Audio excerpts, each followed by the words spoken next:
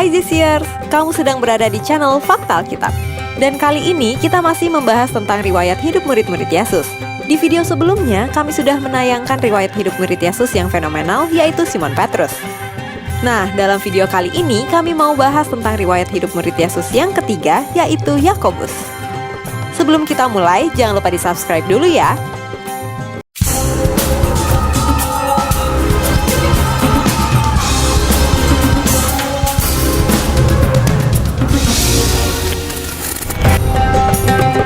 Ada dua Yakobus dalam daftar 12 murid Yesus. Yang pertama adalah Yakobus anak Zebedeus, yang kedua adalah Yakobus anak Alfeus. Yang kita bahas kali ini adalah Yakobus anak Zebedeus.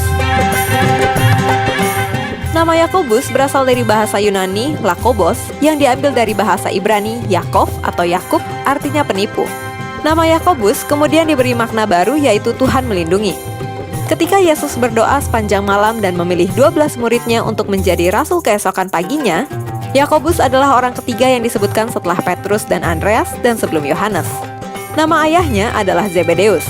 Bersama saudaranya, Yohanes, ia dipanggil menjadi murid Tuhan Yesus ketika mereka sedang menjala ikan. Teks-teks Injil tidak memberikan informasi tentang berapa umur Yakobus ketika ia menjadi salah satu murid Yesus. Yakobus datang dari desa nelayan di sepanjang Danau Galilea. Referensi dalam kitab Markus 1 ayat 20 tentang orang-orang upahan ayahnya, Zebedeus, menunjukkan bahwa keluarganya relatif makmur. Yang menarik, Yakobus adalah kakak kandung Yohanes dan hampir dipastikan bahwa mereka berdua adalah saudara sepupu dari Yesus. Salome, ibu mereka, adalah saudara Maria. Tuhan Yesus menggelari Yakobus sebagai Boanerges, yang berarti anak-anak guru. Mungkin hal ini menunjukkan karakternya yang agresif dan berwatak keras. Yakobus termasuk murid Tuhan Yesus yang sangat bersemangat dan ambisius. Beberapa hal yang pernah dicatat dalam Alkitab yang menunjukkan karakter Yakobus yaitu sebagai berikut.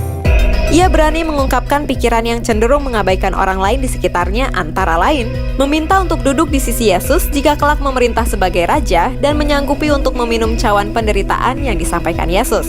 Meminta izin kepada Yesus agar mereka menyuruh api turun dari langit untuk kemusnahan suatu desa di Samaria karena menolak Tuhan Yesus melewati wilayah mereka dalam perjalanannya menuju Yerusalem. Yakobus, juga Simon Petrus dan Yohanes menjadi saksi penting dalam pelayanan Tuhan Yesus, antara lain ketika kebangkitan anak Yairus, Yesus dimuliakan, dan perubahan wajah Yesus di atas bukit menjelang kematian Yesus disalib. Ketika berada di Taman Getsemani bersama Petrus dan Yohanes, Yakobus adalah salah satu yang diajak Yesus lebih jauh dari murid-murid lain untuk berdoa bersama Sang Juru Selamat.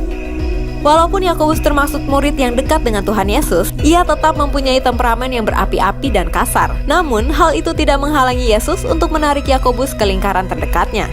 Karena sikap ambisiusnya, Yesus menyampaikan pesan tentang bagaimana seseorang yang ingin menjadi besar di kerajaan Allah harus belajar untuk menjadi pelayan untuk orang lain dan menempatkan mereka di atas kebutuhan dan keinginan seseorang. Tidak hanya Yakobus yang ditegur karena ambisinya mencari kemuliaan mereka sendiri, dalam kesempatan itu pula, murid yang lain juga ditegur karena cemburu dengan sikap Yakobus. Bagaimana akhir hidup dan kisah kematian Yakobus? Walaupun tidak tertulis dalam kitab para rasul dan tidak tertulis dalam tulisan gereja kuno, banyak yang mempercayai Yakobus berangkat menuju Hispania dan menyebarkan ajaran Yesus di sana. Ia mengadakan perjalanan menuju Galicia Spanyol, Guimares Portugal, dan Rates, kini Póvoa de Varzim, Portugal. Yakobus mungkin adalah rasul pertama yang mati demi imannya karena ia adalah salah satu yang paling blak-blakan. Yakobus adalah satu-satunya rasul yang kematiannya diceritakan jelas di Alkitab selain Yudas Iskariot. Ia tewas dengan cara dipenggal oleh Raja Herodes sekitar tahun 44 Masehi. Demikian fakta Alkitab tentang Yakobus. Buat kalian jangan lupa like, komen, dan subscribe video ini ya. Jangan lupa juga pencet tombol loncengnya supaya kamu bisa dapat notif saat kita update video baru.